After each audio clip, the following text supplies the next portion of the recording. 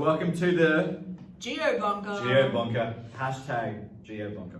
Since you guys are going to be learning from home, we've decided to start making these content videos that can help you in nailing the content in the HSC syllabus. So we're going to go through our content. We're going to post some questions to you. We're going to make videos that answer those questions. We want you to watch our videos, read through the booklet you've got, read through those notes, and then upload those questions to us. We'll not only provide feedback individually on the work that you submit, but we'll provide video footage or video of us going through the questions as well. Hopefully that should be good. So Grossman students will talk to you specifically with pages. If you're not from Grossman but you're watching this, there's still a lot you can get out of it and a lot of information about the content you can get out of it. So just ignore the little notes that we will make to our Maitland Grossman team. We're going to be looking today for Maitland Grossman students at your, what we call your B book, your Functions of Ecosystem book, from page 25 to page 29. And that's what you're going to be tackling this week. So page 25 to page 29, it's all about natural and human impacts on ecosystems, natural and human stress on ecosystems. I think we should do a little bit of revision though. Cizzio, are you ready to answer some revision questions? I'm scared, but I think I can. All right, Mr. Cizzio, what are the 4 things that make an ecosystem either vulnerable or resilient? That's an excellent question. Well, the first one is extent. How big is the ecosystem is. So the larger, in general, the larger an ecosystem, the more resilient it will be to change. Example, barrier reef. How long, do you know how long the barrier reef is from north to south? Oh, is it 2,400 kilometres? It is 2,400 kilometres. Shocking that I know that. It's crazy. 2,400 kilometres, not 2,600, 2,400. Be specific. Everyone in the HSC does barrier reef. You need to know your stats well.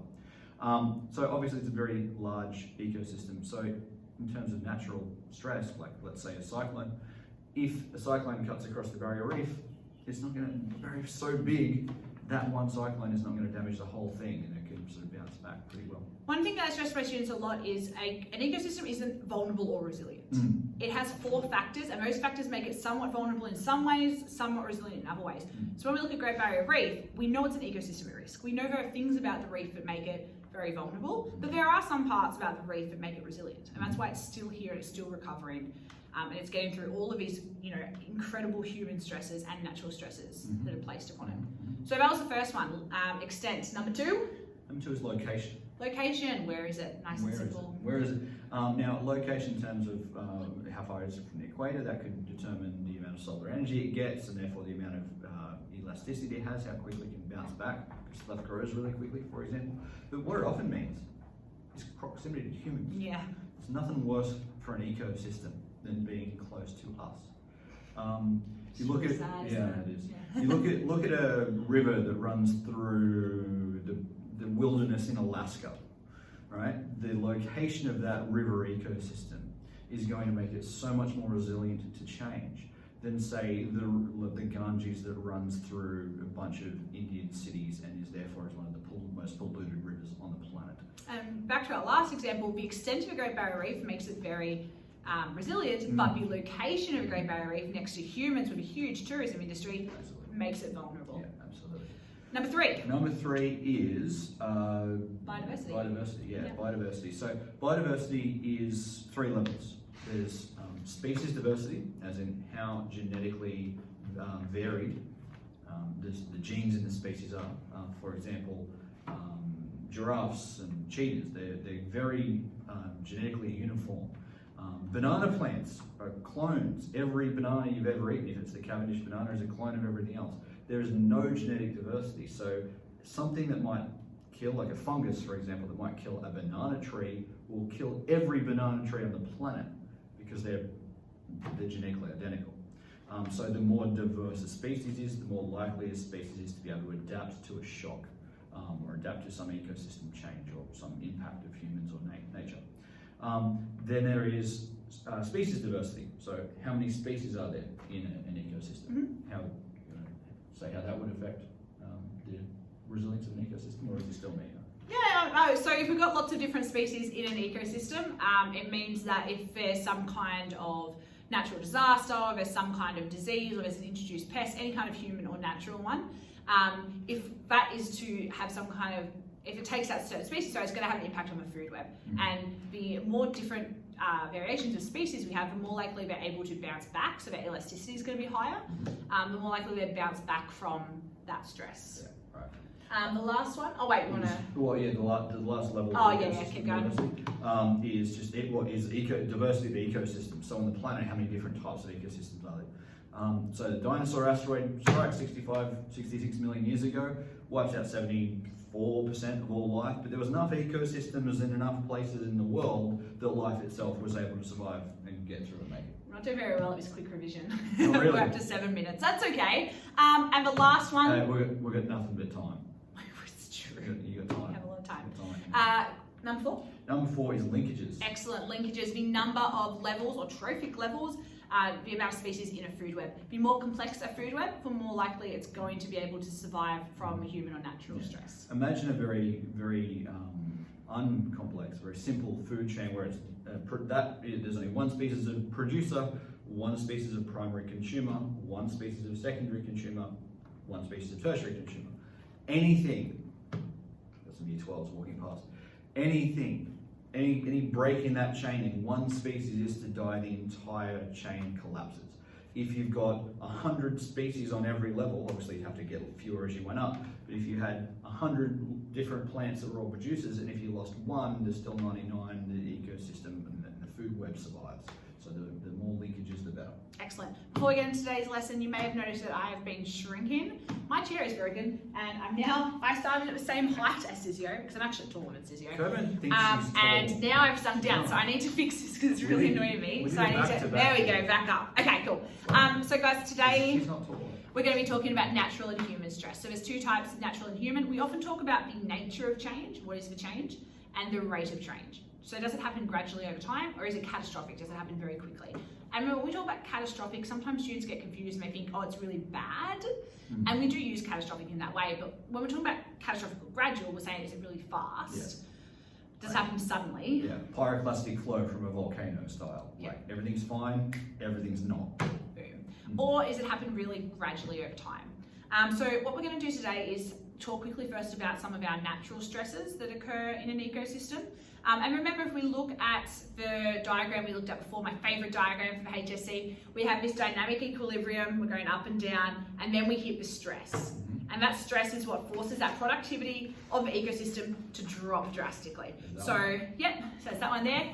I'll bring it right up to camera. Hold on. So, and we're going to talk about all the stages of this, because this part here is our management and recovery. But at this point here, we've got dynamic equilibrium, stress. And this is the stress we're talking about today that makes it fall all the way down here. Productivity drops, and the ecosystem needs to recover. So that's what we're going to talk about today. And we're going to start with natural stress.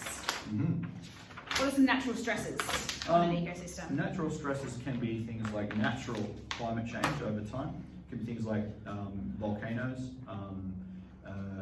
floods, cyclones. These are things that happen in nature, no human interaction really, and they can cause either catastrophic or gradual change in an ecosystem. Natural disasters are really great ones. They're easy to remember. They are natural, and most of them, or all of them, are catastrophic. They happen very quickly. Yeah. The only one that maybe you could say is gradual is drought. So if a drought extends over a long period, that could bring about gradual changes in an ecosystem. But the other ones, volcanoes, floods, cyclones, all natural, and they happen very quickly. They have a big change to an ecosystem. Especially a volcanic eruption. You can have a volcano that sits there for decades or centuries and then explodes, and all of a sudden the entire ecosystem is wiped out in literally a matter of seconds. So it can go, this quick change can happen from seconds to days to weeks to years with a drought. Yeah, absolutely. So if you are a Grossman student, you need to go to page 25 of your booklet, and there is a case study here about Mount St Helens, which erupted in 1980, and you need to read that case study. Okay, we're not going to go through the whole case study in this video. That's going to be up to you guys to read. If you're not a Grossman student and you're looking for something to do, just research Mount St Helens and have a look at the impact specifically that Mount St Helens had on the environment and on the ecosystems. There is a video that we're going to post to our students on our Google Classroom called Mount St Helens Back from the Dead. That's on YouTube for free, right? That is on YouTube. Yeah, so you can look it up if you're not a Grossi student. So our guys, you'll have the link, and we want to watch that. It goes for like 53, 54 minutes. Like I said, it's not like you haven't got time on your hands at this point. So please give it a watch, and it is about the eruption a little bit, but mostly about the quite pristine wilderness environment and the lake. There's a lake that was quite close to St Helens that was absolutely obliterated. The entire ecosystem was destroyed, essentially. But a lot quicker than basically anyone thought possible, that ecosystem rebounded because of its high level of elasticity. Excellent, cool. So once you have done that, we're going to now talk through human threats to biodiversity and human threats to ecosystems. I don't know about you, Cizzio, but I find the human threats more interesting than natural threats. I don't like being threatened by humans. It's quite interesting just to look at all the ways that we have impacted on ecosystems, sometimes knowingly, sometimes inadvertently. So sometimes we don't know that we're having the impact that we're having, or how drastic the impact is that we're having. So we're going to talk through a couple of examples here. The first one is species introduction, which is a huge issue here in Australia. You all know there's a classic case. Who I'm one of them. She was introduced from Adelaide, so I don't know if that's... No, cane toads. They're called Queenslanders cane toads. I'm Queenslander. I was born in Townsville. She's from Adelaide. I was born in Townsville. I spent 6 months there. That makes me a Queenslander. Not something to be proud of. So cane toads are a really common example that everyone knows about. We introduced cane toads to eat cane beetles, but then cane toads just destroyed everything, basically. This is a perfect example of letting people make decisions who didn't listen enough in geography. If the people who introduced the cane toad had listened to it, their geography teachers, they wouldn't have done such a thing. They didn't know how one addition to an ecosystem would completely disrupt the entire ecosystem, completely disrupt the food webs and stuff like that. For example, cane toads eat a lot more stuff than just the cane beetle. Hey, it's recess! Go have a banana, guys. Have a Zach special. And ready, come back, 3, 2, 1. Oh, you're back. Good pause. The pause button worked. That was seamless. So not only does the cane toad eat many more things than just the cane beetle, so it's now eating things that then can't be eaten by other things, so disrupting the food web. And that way, it can't get eaten because it's toxic because of its poison glands. So anything that tries to eat it basically gets sick and dies. So it's interrupting, and it breeds really quickly too, breeds out of control, and it eats everything. It's just horrible, horrible, horrible. And introducing it was one of the worst decisions you could have thought of. And we're still dealing with the consequences of that, centuries later. Let's have a little game, Cizzio, see how many we can name. Ooh. Back and forth. Introduce species to Australia. Oh, okay. Cane toad. Cane toad. Not introduced species. Oh, lantana. Foxes. Bidu bush. Cats. Dogs. Cows. All about agriculture. Horses. People don't realise it's all about agriculture is introduced. There was no cattle just roam in Australia. Just before we got here. here. The kangaroos. Camels are another really interesting one. We have camels. Water buffalo. Yes. Oh, that's a good one as well. Thank you. Wild pigs. Out in Cobar, the #1 thing to do on the weekend if you're a kid is go pigging. If you're in Cobar, leave. Don't. Oh, Alan.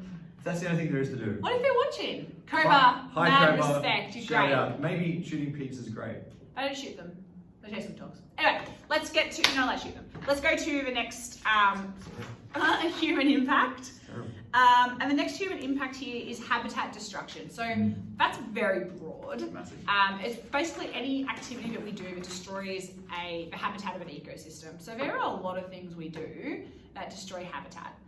One big one is urbanisation in Australia. So a lot of people don't know this, but of the developed countries of the world, the countries in the OECD, Australia actually has the highest rate of deforestation. Yeah. So of developed countries in the world, Australia is the highest, and it is mainly because of urbanisation. Yeah. Mainly because of people like yeah. She's short again. Just get a chair that works. Hypocritically, people like me come along and build a new house where there once was just bush, and now there's no more bush, and because it's my house. Flashback to Sydney case study. What's it called when you knock down new land that is not being knocked down to build new things? Tell us. Who is it?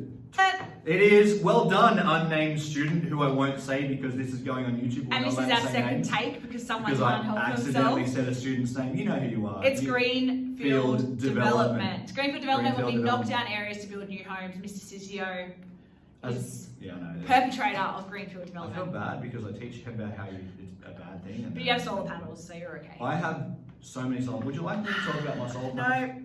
No. Okay, habitat loss. How else? What's another big way, Cizzio, that we lose habitat, not just urbanisation? Agriculture. Agriculture, excellent. Agriculture. Where in the world in particular is this happening at mass? Largely wherever there's a rainforest, because the climate is very conducive to farming. So they go, yeah, well, instead of that rainforest, let's bulldoze that, set it on fire, and then we'll plant some sweet soybeans or some what are they? Borneo palm oil. Yeah, actually, surprisingly, I have to be really selective with what you can grow once you knock down a rainforest. In Brazil, a lot of it's used for cattle ranching. Yes, that's true. But a lot of crops actually can't survive in rainforest environments because the amount of pests that are coming in from the remaining rainforests all around, as well as the soil, isn't actually great for farming a lot of things. So we actually end up in a lot of cases, going back to our last lesson, with monoculture because there's only certain crops that can survive. And so the soil, it depletes like what is good about it. Like it's they'll bulldoze the rainforest, plant some crops, and go, oh, this soil's pretty good. And then after one growing season, you suck out a lot of the nitrogen and stuff out of the soil growing the crops. Within a couple of growing seasons, the soil's just useless to grow their crops anymore. So they just move on and then bulldoze the next bit of rainforest and stuff. It's very horrible, bro. All right, the next one in the booklet that makes me really mad is poaching. Poaching. So poaching has a big impact on biodiversity. Do you mean like poaching an egg? I actually love poached eggs, they're my favourite. I thought you said you hated poaching. I don't like poaching rhinos. Poaching, imagine that. It wouldn't fit in the Oh pan. my gosh. Okay, so the difference between hunting and poaching is illegal. Yes. Hunting is not, although hunting can still have devastating impacts on ecosystems. We know that we're losing species all over the world. Rhinos in particular. Rhinos in particular are very bad. Rhinos are struggling. Pangolins as well is a really interesting case. So if you want to look it up, have a look at pangolins. They're so cute and so about to die. The only scaled mammal. Yeah, they're so really cute. cool. They like haul themselves up into a ball and they always look like they're doing this. They're great. And people, what are the two main reasons pangolins are being hunted? For their scales? Yeah, for their, like, some people eat them a little bit because medicinal, I'm assuming, they assume. A massive Chinese traditional medicine industry in pangolin scales. One of the most frustrating things about this poaching situation is a very large proportion, particularly rhinos for the rhino horn, sharks for shark fin soup and stuff like that, and pangolins for their scales. So many of these species are being wiped out to produce a medicine that does not work in any way. There is no medicinal benefit to pangolin scales. There is no medicinal benefit to rhino horn. I won't go into why people are taking it because I think it does something to somewhere. But none of it works. It's garbage. It's pseudoscience. It doesn't work. We're wiping out some of our most fantastic, wondrous animals for no reason at all. Fun fact, a group of rhinos Is called a... Do you know? I know what a group of giraffes is. It's called a crash.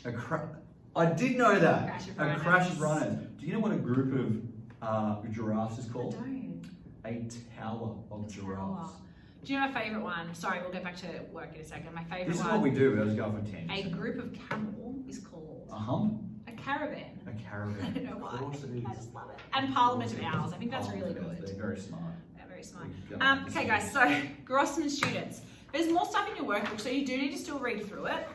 We're going to post this video, we're going to post the YouTube video we talked about earlier, and we're going to post a worksheet and a HSC style question, all of which you need to complete, submit to us so that we can give feedback.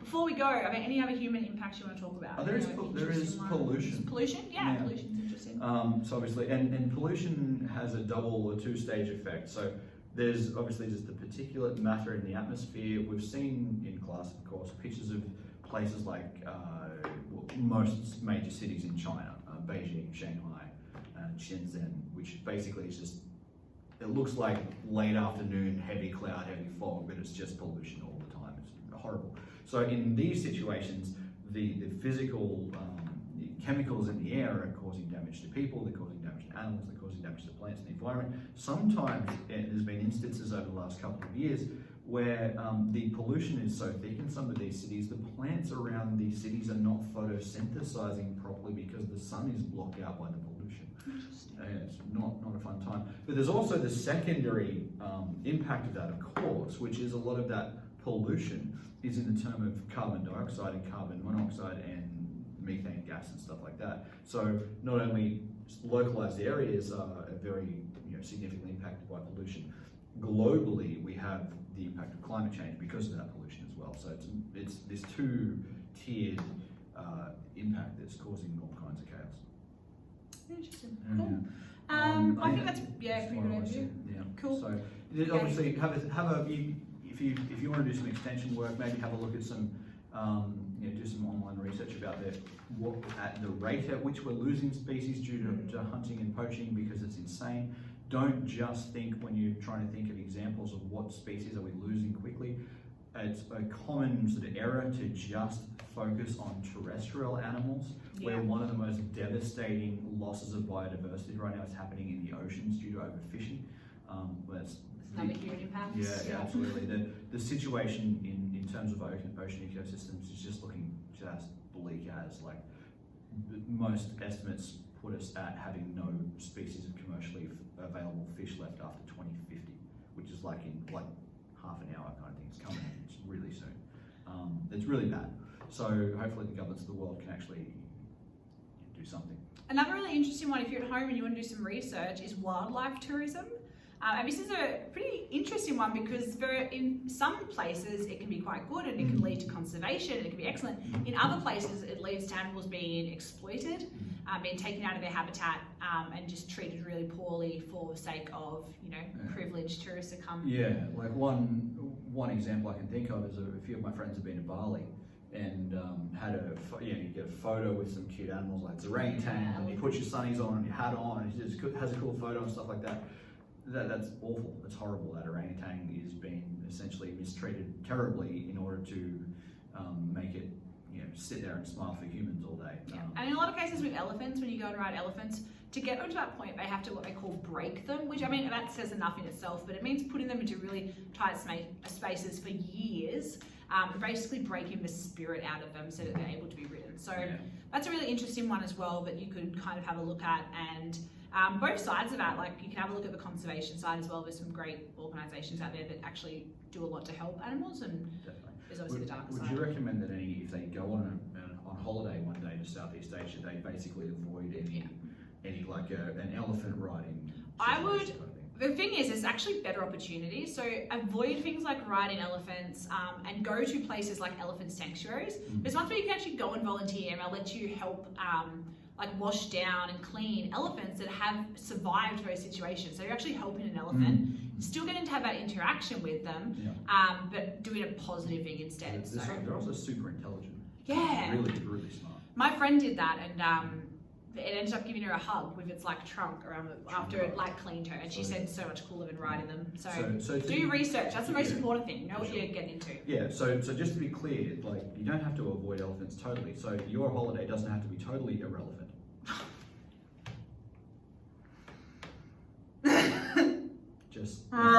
Just do the right thing.